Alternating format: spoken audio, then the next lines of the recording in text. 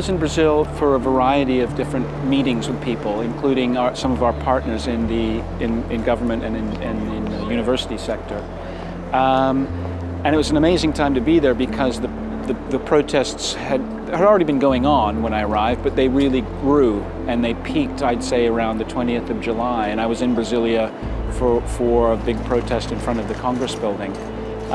And I think it really surprised a lot of us who work on Brazil, who follow Brazil, because most of us had assumed that with a football tournament like the Confederations Cup, the focus of most Brazilians would simply be on the football.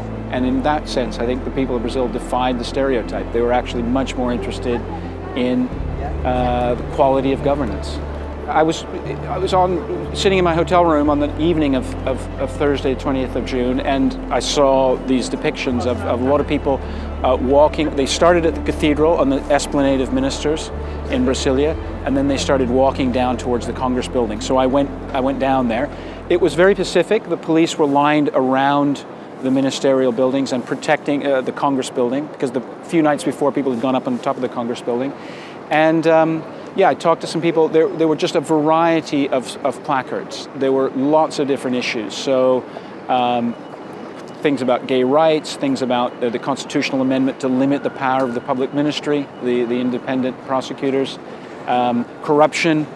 A lot of people used FIFA as a way of sort of making a point about the quality of services. So there were signs that said things like, I want FIFA quality hospital. I want a FIFA quality school. If you're spending all this money on the cup, why don't you spend it on things that we really need, that we can really benefit from? So I think there was this sort of groundswell of indignation that just was overflowing at this point, and that just had many different sort of manifestations. There was even one big banner from the military police saying we support the protests against against the government, but against all of these, in favor of all of these demands for better public services, for less corruption, for a more responsive government.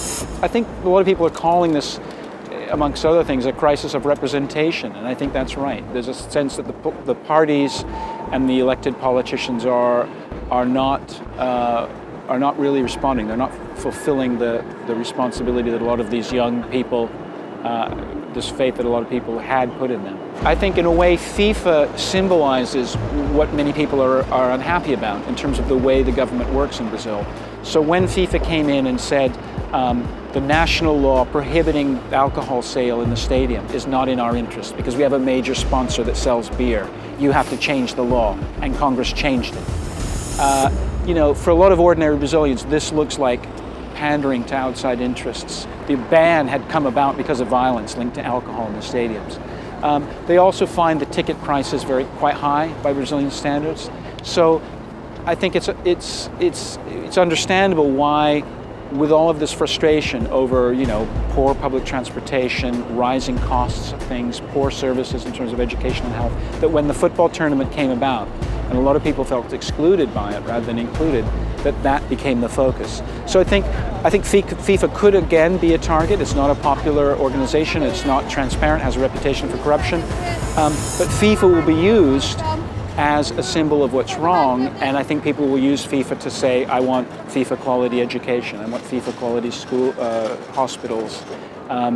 So it will, you know, FIFA will be a target, but the real pressure, I think, will be on ordinary government services and how politicians can make those better. I think in Brazil, most officials will admit that they've been so focused on trying to get the stadia ready and basic infrastructure complete in time that they haven't had time to deal with the social legacy. So I think the expectation in Brazil is that even though there was talk of it, and that was part of the proposal to get the World Cup and the Olympics, there's really not going to be very much of that. And in fact, there are some legacies which, on the social side, many people see as rather negative. Things like forced relocation of people away from stadiums and things like that.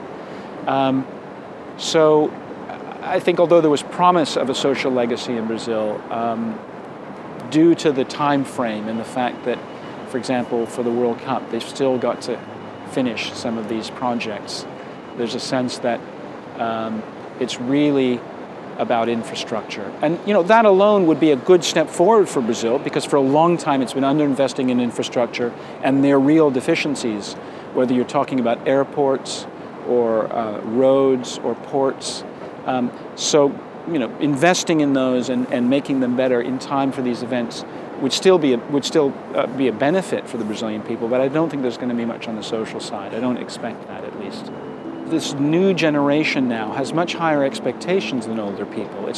They're not satisfied with simply putting people in school. They want a good quality education. They're not happy simply with access to a hospital. They want that hospital to really be responsive and have good quality services. So I think the question is, what sort of tipping point, what sort of series of events would have to take place to really get a serious commitment on the part of the Brazilian government to improve these services? And the question is, are these protests going to be that sort of tipping point? And I think it's too early to tell at this point. I'm really not sure. You saw the level of seriousness, and I was struck by, when I was there in Brazil, during the match between Brazil and Uruguay, the semi-final, Congress continued to work. There was actually a Senate session discussing these reforms, and that's almost unheard of in Brazil. Almost always when I've been there before, when there's a major football match involving Brazil, the country stops, including the Congress. They would go and watch the match. So they continued to work, and I think the senators themselves were very keen to show the nation that they were prioritizing these issues, and they wanted to respond to the protesters. So I think it's going to be a very interesting time the next few months in Brazilian politics.